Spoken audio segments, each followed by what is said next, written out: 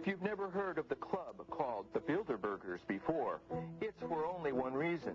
They haven't wanted you to know. Hold on. Why people... No. Don't tell me what I'm going to say. Tell me about the Bilderberg Group. You know nothing about the Bilderberg Group, which your Prime Minister and your major owner of your newspapers is a member of. So's the British Prime Minister. The media here won't cover it. There's a conspiracy theory that a shadowy elite of bankers and businessmen and politicians and media moguls are secretly controlling the governments of the world. They start the wars, they cause the famines, they control the governments, they choose the presidents, both candidates, they tell them what to do. They're setting up the one world order. The theory goes that these elitists plan to create an all-powerful new world order, a world government that will destroy anyone who disobeys them. If I could explain to you who they were from the top down, we could just get a whole bunch of rope and go hang a bunch of them. And they're a despicable organization. But now, some conspiracy theorists believe they've uncovered the name of the secret cabal. They say their cover is now blown, that they are called the Bilderberg Group.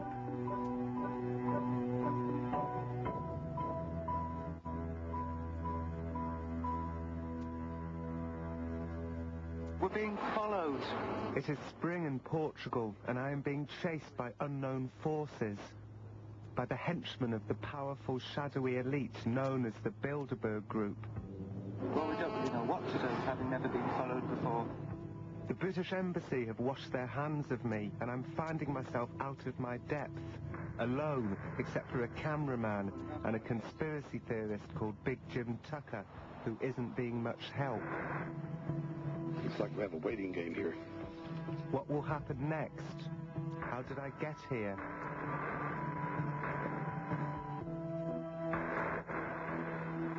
How many people in Britain have heard of the Bilderberg Group? In America, anywhere around the world? The Bilderberg Group, what's that? Well, and I understand that. No one ever talks about it, really. But I've talked to journalists about the Bilderberg Group. Bilderberg Group, what's that? I haven't got a bloody clue. So, isn't it funny that the Bilderberg Group seems to be rather influential? Tony Blair, Bilderberg Group. Gordon Brown, Bilderberg Group. Leading players in the present British government. Now, of course, the opposition chancellor to Gordon Brown was Kenneth Clark. Bilderberg Group. Let's look at the head of the World Bank, James Wolfensohn, Bilderberg Group. Let's look at the first two heads of the World Trade Organization, Peter V. Sutherland of Ireland and Renato Ruggiero of Italy, Bilderberg Group. Wherever you look, this thing comes up and no one's ever friggin' heard of it. There's something unique about Bilderberg conspiracy theories, in that their roots can be traced back to just one man. He's the man who brought Bilderberg to the conspiracy theory world. His name is Big Jim Tucker, and he's invited me to join him while he attempts to infiltrate the Bilderberg Group. Mother, your dutiful son is playing kick the can on Pennsylvania Avenue on Tuesday morning. Thank you. This is Washington, D.C., where every morning Jim makes a coded telephone call to inform the outside world that the Bilderberg Group has not had him killed the night before. I think if it ever got me, it'd be set up like a typical Washington mugging.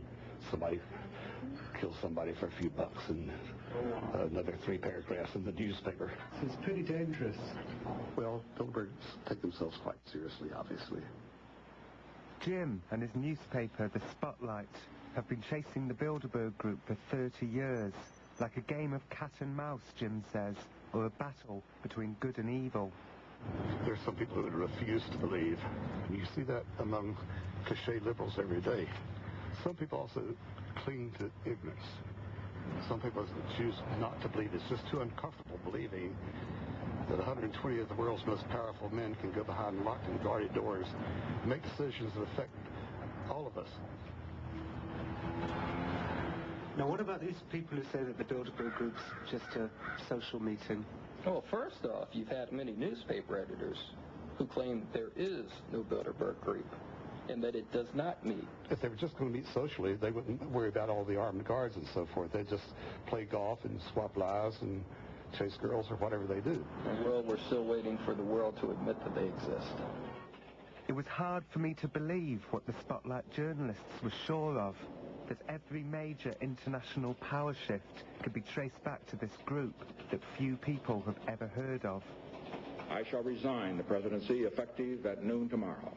Richard Nixon was forced out of office. A lot of people say that he was lucky to have survived with his life.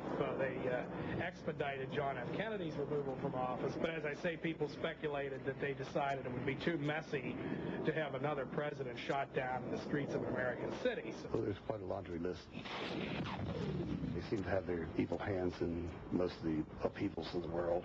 Persian Gulf War, raising taxes in America, the downfall of Lady Thatcher as Prime Minister of Britain. Now it's time for a new chapter to open, and I wish John Major all the luck in the world. Jim says he once sidled up to Lady Thatcher and asked her how she felt about the Bilderberg group secretly orchestrating her downfall. And her response to be denounced by Bilderberg, I consider a tribute. Any head of state who surrender his sovereignty to some international organization should not be head of state. She spoke very strongly about surrendering British sovereignty to the European Union. And that's why they manipulated to kick her out and replace her with a trapeze artist from her own party. And of course now Tony Blair, who attends Bilderberg meetings and receives his orders. Thank you very much. Goodbye. In her going, she discovered to her cost that a British Prime Minister cannot govern without the consent and support of colleagues. Jim says that the Bilderberg group meet once a year, always in a five-star hotel with golfing facilities. He says they may play golf when they're there, but they're not there to play golf. His job is to find out which hotel in advance. Last week, Jim was at a function where he met an accountant who told him that one of his clients, a Bilderberg member, was off to Portugal for a private meeting. Once you know, for instance, it's Portugal, then you set about finding what would be the likely place. It's got to be a remote resort, and then sometimes say, well, what I'm concerned about, I'm supposed to be attending a meeting of the Bilderberg group, and I want to make sure I'm going to the right place. Then they go upstairs to management. Yes, you're coming to the right place. Well, thank you, sir. Jim says he's ready to cause some trouble. He intends to thwart Bilderberg security and charge in to confront them red-handed. He says I'm welcome to come along, just so long as I don't step on twigs while we're on the prowl. When are you going to get there? I'll leave on the last day of this month. I'm going to try to start patrolling their resort on Sunday, figuring out ways to penetrate where the short wall is, where the big drain pipe is located.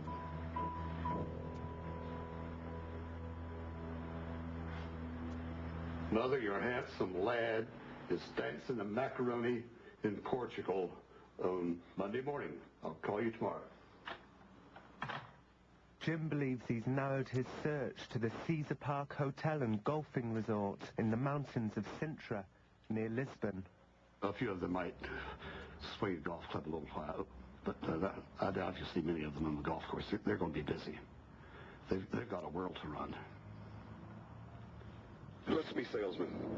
Salesman. Yeah, but we don't want to talk shop today, we say. Just to have a break, have a little fun. But surely every undercover journalist says he's a salesman. It's easy to remember. If we tried these 3 different things, we get mixed up over who's who. What do we sell? Well, we just don't want to talk business. We're having fun. Just want to relax a little bit. It was our first working day in Portugal. The plan was to look for the short wall and the big drain pipe in preparation for the midnight penetration later in the week. Here it is.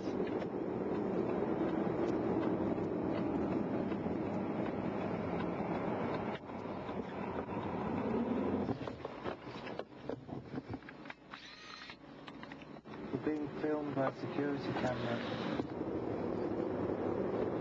So this is it, Jim? Looks like it.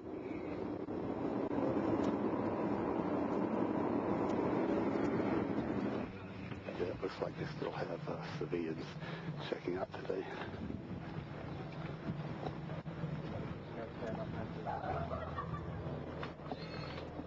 Little idiot-proof camera. Got you. Jim photographed the civilians. These photographs would later appear in the spotlight underneath the headline, "Unaware Civilians."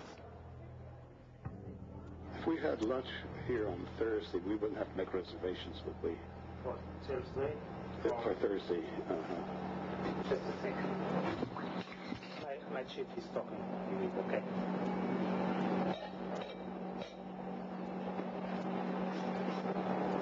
Technically, it's important to be very ignorant because to this level, there'd be there's people making inquiries. There's people inquiring.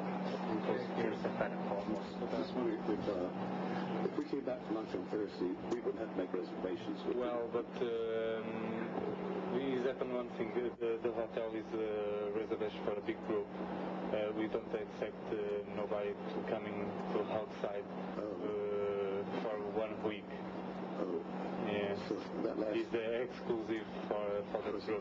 Private group. Yes, that's right. How are you feeling inside of yourself right now, being here? Pumped up for the ball game. Like a Redskin quarterback 15 minutes before the kickoff. Later, Jim said that the police motorcycle signalled the start of the big shutdown. He said an hour later, we wouldn't have got near the place.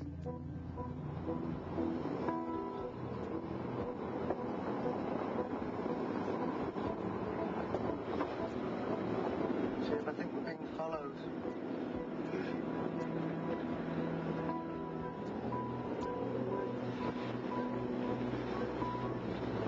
You're not giving up being followed.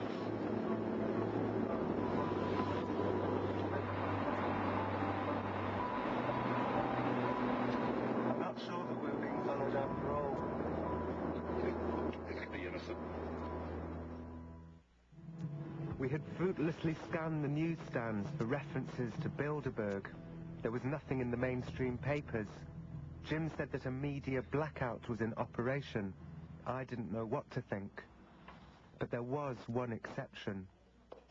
The Weekly News is a tiny English-language parish newspaper for British expats. They've gone big on the story. We're going to meet with the reporter from a local newspaper in Lisbon who's given heavy attention to the upcoming Bilderberg meeting. And we share all the information we can get with each other. And that way we can expose these jackasses. We got an email through from New York saying, you know, how can you allow these people to meet in your country? And I sent an email back to the guy and said, who are they? I've never heard of them. Who are Bilderberg? He sent me back some information and found that this was rather tip of an iceberg. So are you finding yourself thinking up conspiracy theories? I find myself out of my depth, actually. Yes, if 10% of these people came to this country in the normal way, it would be in all the newspapers. What is the agenda that we shouldn't know? These are powerful people. They have the ability to steer the way the world will go. Jim and I spent the day at the Weekly News. It turned out that Paul's suspicions about Bilderberg were slightly less objective than they'd first seemed. But a lot of Christians believe that we are in end times, and the Bible generally talks of the way that the world will move. A sense of disorder, of children not respecting their parents, of extreme. And it would appear to suggest also that we move towards the forming of a very powerful group.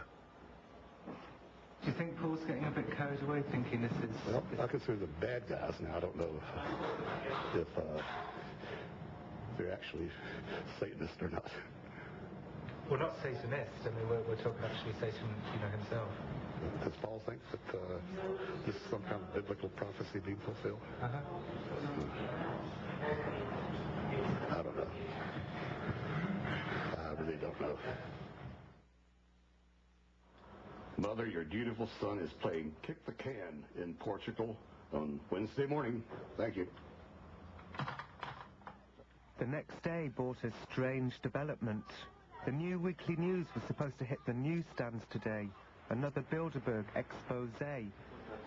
Você tem o Jornal do News? O jornal? The News? Não. Não vende aqui, não segue todo? Ah, tá bem. Não. Segue o APN? Não. We're 5 kilometers away from where the Bilderberg conference is being held, and the newspaper's not yet. This is the very first time ever, in all the years we've been working with this paper, that this has happened. That it gets distributed in the Algarve and it doesn't get distributed in this area. Amazing.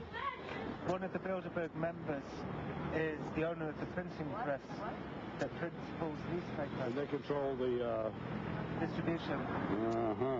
You can have a crooked mind and think, is it a coincidence that the man that prints our papers, could that be that man had anything to do with it? But the paper did appear a few hours later. Fred and Brendan were just being paranoid. We were all becoming a little paranoid. It is easy to be sucked up into the paranoia.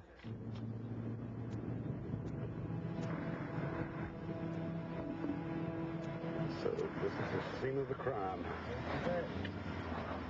This was supposed to be an easy day.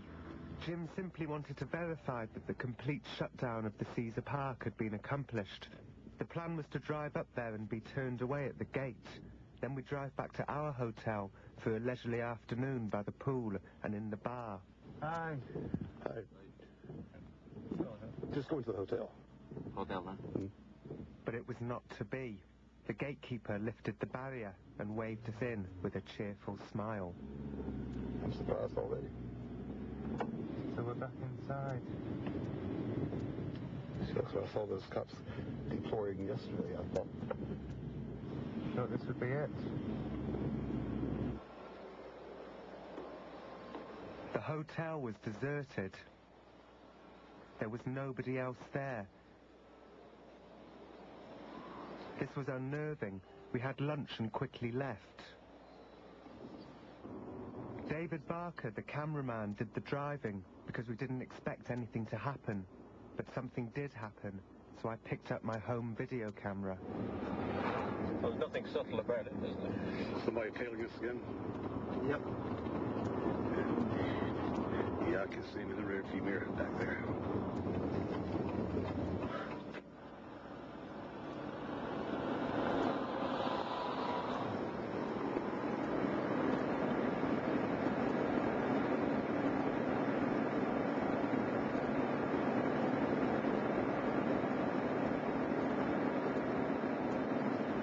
Looks like we have a waiting game here.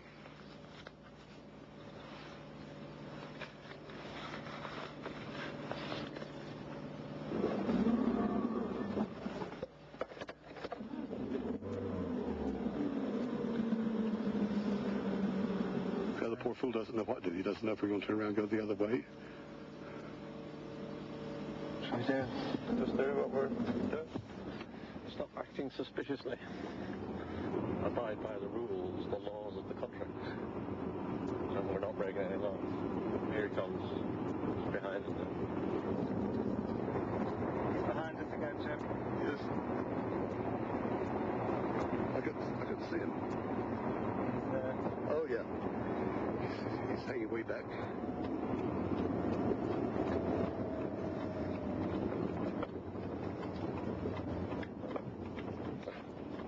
Is he pulling up? Huh? Yeah, he's stopped.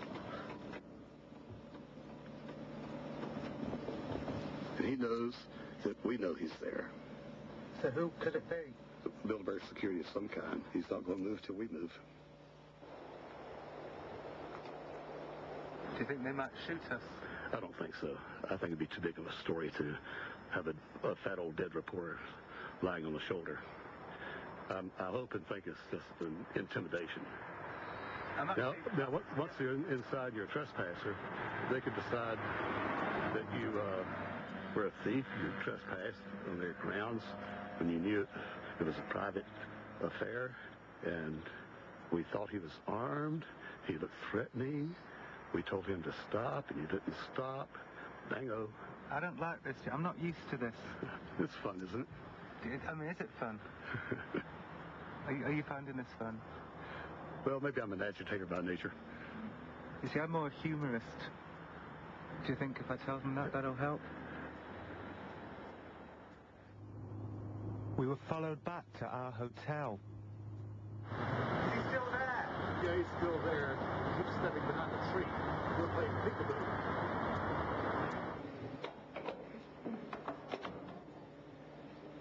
So if the bit of plastic is on the floor when we get back, instead of in the door, we know somebody's been in the room.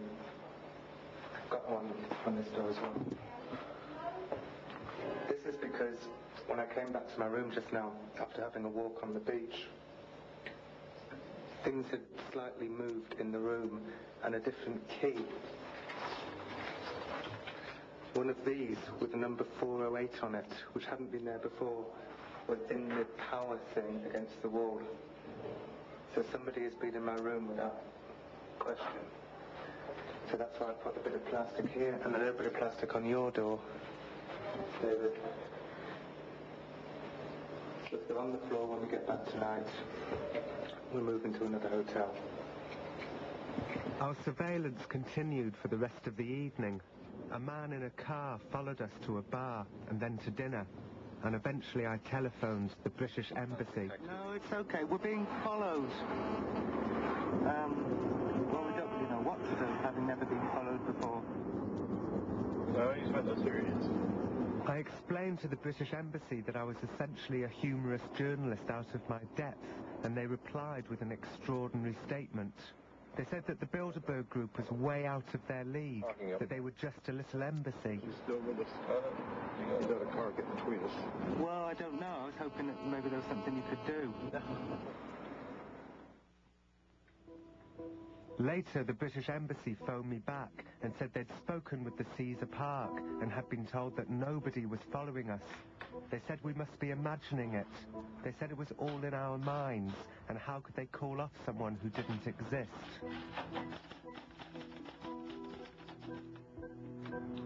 Goddamn idiot.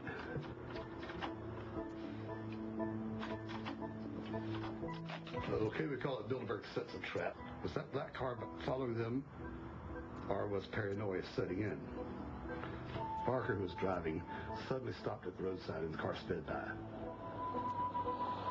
So they were not being followed on the public highway, right? Wrong. You guys will check me for accuracy on this while we do it. Tucker climbed several steps to the swimming pool area. Chaser ran behind a tree and the two played peekaboo.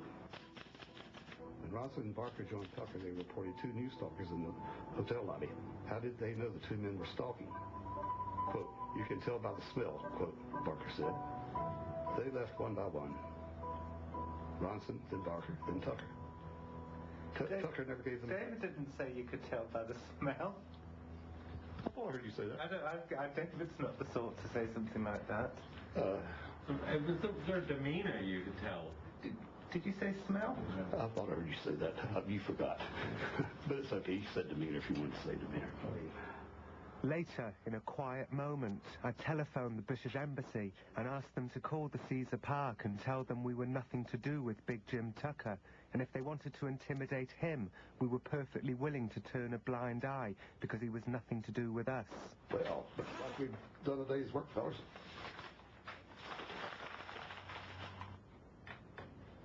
Through all of this, the slither of plastic remained where it was.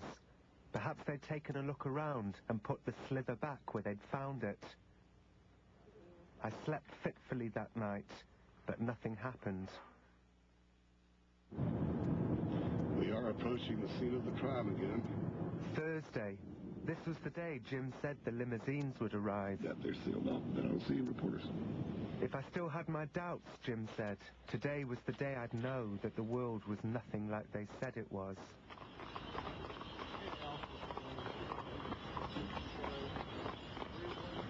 A 5-hour wait followed. Nothing happened. Even Jim began to seem unsure. I was having doubts. For instance, why would the secret rulers of the world allow a tourist bus into their cabal? But how come they just let a coach party in? Could it be some Bilderberg personal staff, like their own private cooks, valets, whatever? But Brendan, the photographer from the Weekly News, later said he saw something on the coach that froze him to the spot. I expected the people inside the bus to be waiters, cleaning staff. As the bus drove in, I focused on one person and he was staring at me. He surveyed me. It looked like he was staring right through me and actually looking down. It looked like he was looking down on me. And I realized that it was Peter Mandelson. Are you sure it was Peter Mandelson? I am 100% sure it was Peter Mandelson, yes. Yeah. It was a strange stare. It was a different type of stare. It was as if he was the only person in that bus. Everybody was looking forward and he turned sideways and go slowly, slowly, slowly. Yeah, it was remarkable. It really was, yeah. It's a chilling tale. Yeah, chilling tale. Then, incredibly, at 5 p.m., something began to happen.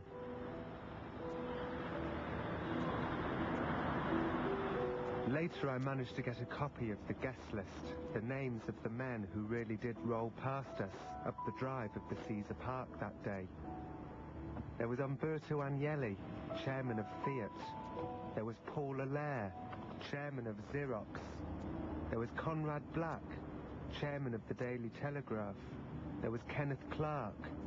There was Donald Graham, publisher of the Washington Post. There was Richard Holbrooke, ambassador to the United Nations. There was Henry Kissinger. There was Peter Mandelson. There was William McDonough, president of the Federal Reserve Bank of New York. There were CEOs of Nokia and SmithKline Beecham. There was David Rockefeller, chairman of the Chase Manhattan Bank. There was Robert Shapiro, CEO of Monsanto. And there was James Wolfenson, president of the World Bank. They're inside the scene of the crime now, planning the crimes. It seemed that Jim had stumbled onto something extraordinary. It seemed that Jim was right. Tonight they eat, drink, and be merry. Tomorrow they start their evil work.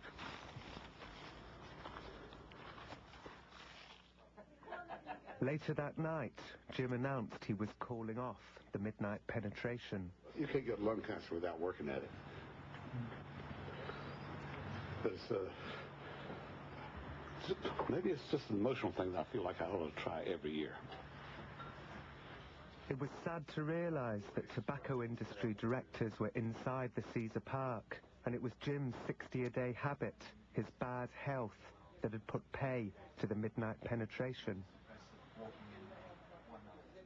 Later, back in Washington, Jim told me something extraordinary about the one time he met Henry Kissinger. So at this moment, I'm saying to him, Dr. Kissinger, at the Bilderberg meeting near Innsbruck, Austria last June, you said this, and this other man said that. Who was that other man? For a moment, he forgot to affect his German accent. His first reaction was, well, that is a private meeting. Then he checked himself. That was a private meeting. Or, assuming his German accent. The boy's been here since he's 14 years old. Could this be true?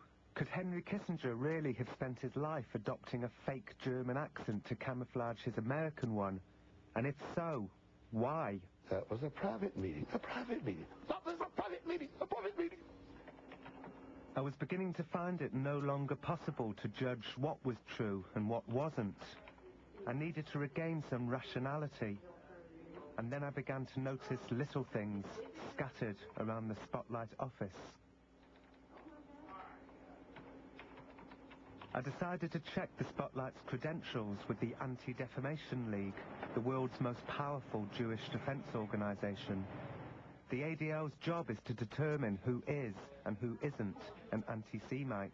What do you know about Jim Tucker and the Spotlight? The Spotlight is the leading anti-Semitic propaganda organ in the United States. Its editorial policy is very anti-Semitic and racist. And of course, with Spotlight, all of the conspiracy theories usually circle back in upon themselves to the Jews. David and I went to Portugal with Jim Tucker because he told us about Bilderberger. He said that they were the secret rulers of the world. And I had no idea about what you're saying about Jim.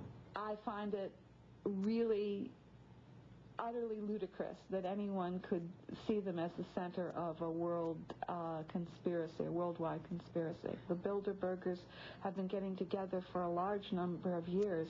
There's nothing in the public record that shows that they have any control whatsoever on governments. Just like Jim, Gail was portraying the events that occurred in Portugal as a battle between good and evil, except that in her version, the man chasing us was not the dangerous one. The evil man was sitting in my own back seat. Looks like we have a waiting game here. I think Gail felt I'd been to a dark place. I'd allowed myself to be beguiled by racist conspiracy theorists. I'd allowed myself to see our world through their eyes. I think that if you read their materials, you'll find that although they don't say that the Bilderberg conspiracy is a Jewish conspiracy, they like to throw in enough Jewish names so it becomes clear to the average reader or respondent that that's at the bottom of what they believe. I didn't know what to think. Had Jim been using code words all this time? Was Jim being clever? They said that you were the leading anti-Semitic publication in America. They said we're number one? I told you if you stuck by me, we'd go places. Did they offer any evidence as to how? Mm-hmm. They said that when you talk about Bilderberg, you pay special attention to the Jewish members of Bilderberg. David Rockefeller's a Baptist just like me. Well, maybe not exactly like me, but he's a Baptist. He's not Jewish. If you think about it, I suppose Rothschilds might be Jewish, but I never thought about it. I spelled their name right. You've seen our Bilderberg coverage.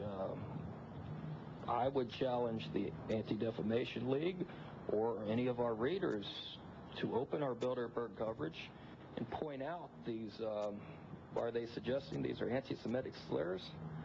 Yeah. They kind of say that you talk in code. When you say international bankers, you mean Jews. Oh, that nonsense. Some screwball invented that some years ago. If you're in favor of law and order, that's a code word for racism. Those jackasses try to put a chill on free speech by intimidating you. If you don't agree with the cliches I dictate to you, you're a racist. And you're supposed to cringe and say, oh, I'll agree with you.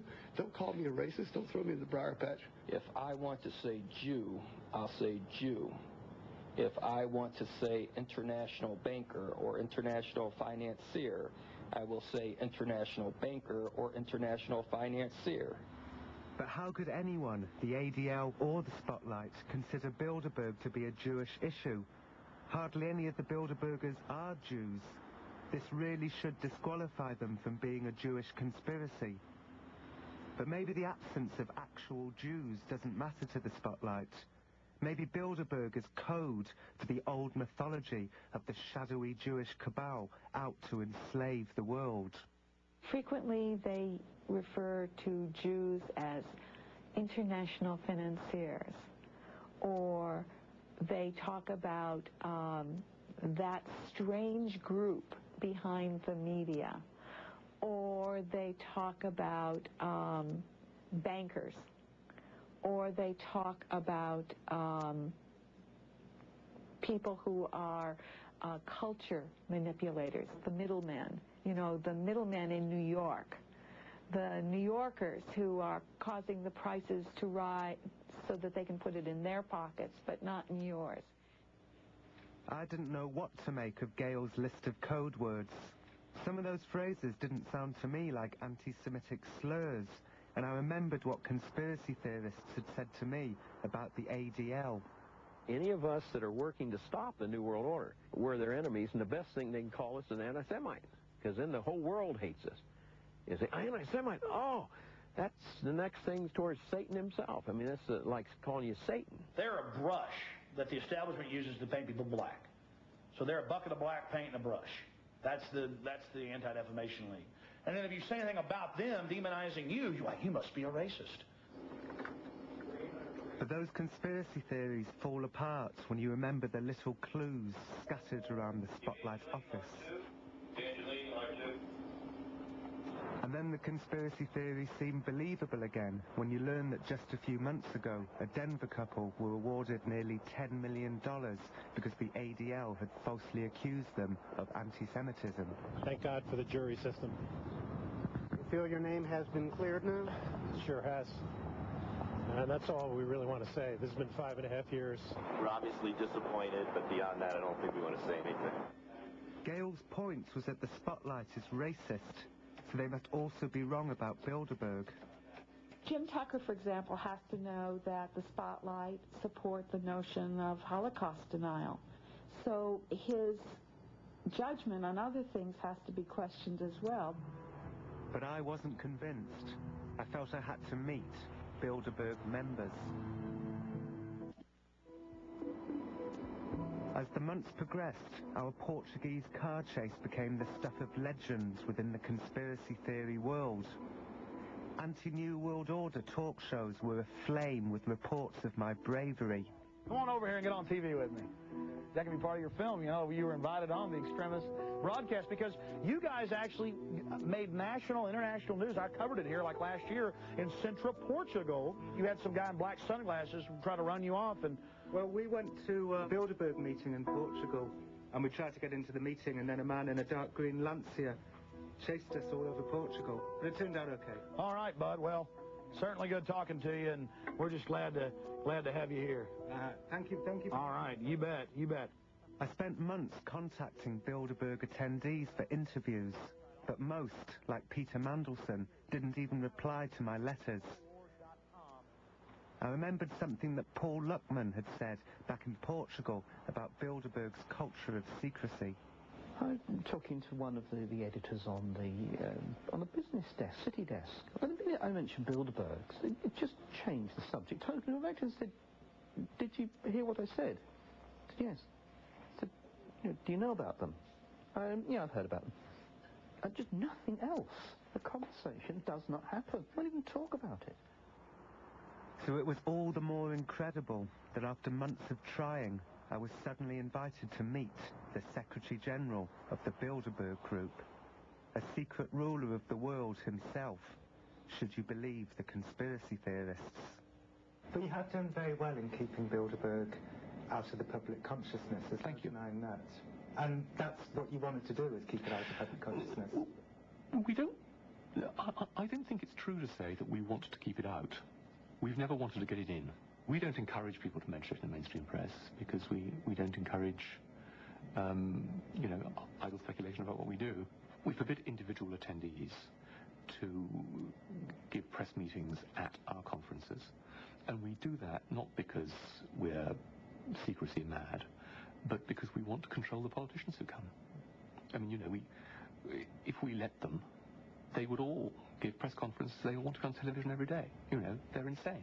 You can't get people to talk honestly to one another, especially in front of political opponents in their own country, if they're going to be quoted, because people will only talk freely if they know they're not going to be quoted and distorted by prurient, ambitious journalists like you. It's a private organization, and we live in an age which can't distinguish privacy from secrecy. And privacy is then seen as secrecy, and secrecy is sinister by definition. Why are you happy to talk about it? Because you asked me. Especially if I'm answering claptrap from idiots who have no knowledge of it, but think they can improve their public image by attacking it. An appropriate venue is a comfortable, but not necessarily luxurious, hotel which is remote and peaceful, but not too far from a major airport. And there aren't many of those. We invite people to come to the meeting and we organize the panels, and somebody orders the wine and food. So, are you like a headhunter? Because a lot of people who've been to Bilderberg have gone on to be president or prime minister. Tony Blair came the year I first went, 93, that's right, and Bill Clinton a couple of years before he became president.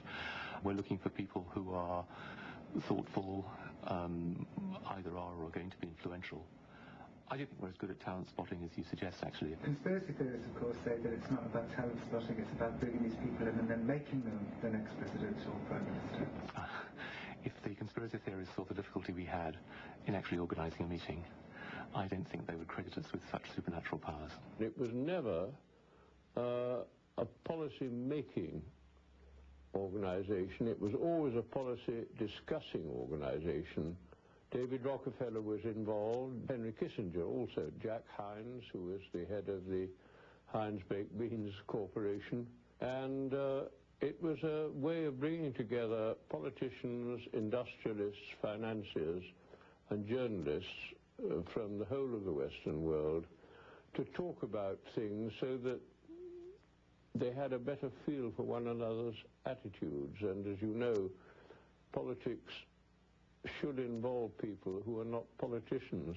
Yeah, well, I think he made a mistake by being so secret at the early stages, and I think initially there was a lot of secrecy, but secrecy is rather stupid, and I think Bilderberg would probably agree that they made a mistake. And some of the business people get rather carried away, and old Henry Kissinger arrives with his security posse and everything like this.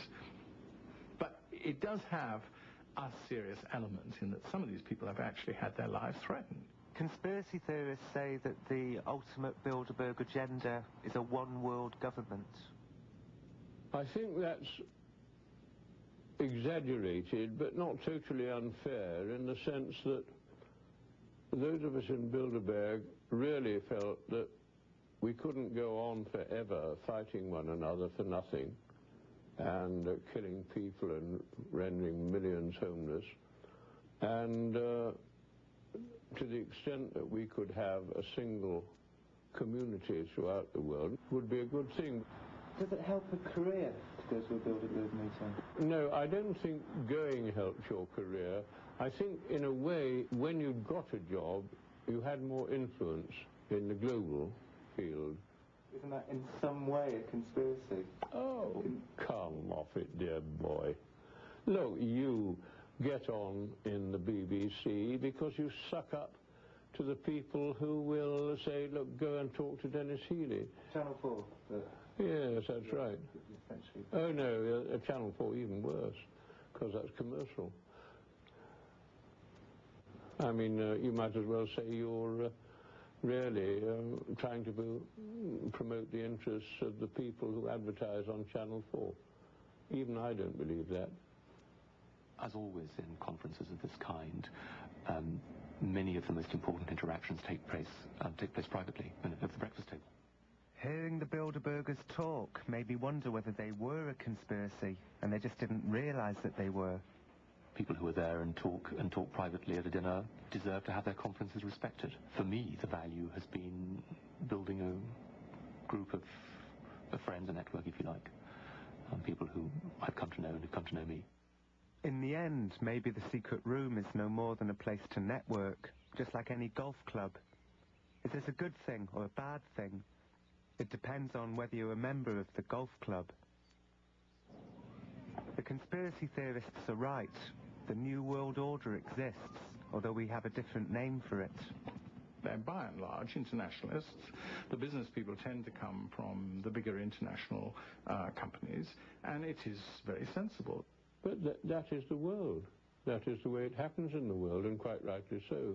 What's wrong with that? And what happens to those people who oppose this New World Order? They're like twigs in the tidal wave. If you don't have the right attitude, if you don't have the right belief system, you can be put up against the wall by these people. That's what they do. People who went to Bilderberg meetings as many times as Dennis Healey, including the first one, there's no way they don't know what it's really about. No way. Dennis Healey, a shape-shifting reptile. Don't know. I haven't done his genealogy, but does he know what's going on? Absolutely.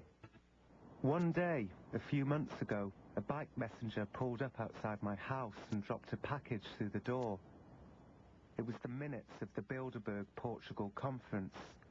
Clearly someone within Bilderberg considered me a fellow traveller. I was curious to know what Jim might make of it. Are you at liberty to tell me who gave it to you? I don't want to tell you. Okay. I don't want to tell you. Is it exciting to have this document? Oh, yes. There's no such thing as too much information. The truth was clear and uncomfortable. There was no smoking gun, no plots, no intrigue. It could have been the minutes of any left-leaning globalist think tank. It was a disappointment. It does look rather dull. You can feel quite confident that anything that would embarrass them if it became known publicly would be not included. In the end, for Jim, the exclusion of anything embarrassing was proof of the conspiracy. So how are you feeling right now? Vindicated. On the record, the Bilderbergers told me that they didn't care about the conspiracy theories and that they found them ridiculous. I've heard of Jim Tucker. I can't say I find them particularly enlightening. I perhaps ought to tell you that when I became Secretary General, I mean, I had a choice. I could either take an immense interest in all the people who poked around and were on the web writing about Bilderberg, or broadly speaking, I could ignore them and get on with my life. And I didn't find it difficult to make the second decision. But off the record, some Bilderbergers admitted that they loved the conspiracy theories and are always surfing the internet. And I wondered whether the real conspiracy was between the Bilderbergers and those who believed in their evil power. Perhaps both sides like to think that Bilderberg rules the world because the truth is more alarming, that nothing but the flow of money rules the world and nobody controls anything. One of the most frightening things, of course, if you are anywhere near people who are in charge of governments or large businesses, is how they too are like corks bobbing around on the stream of what's carrying on.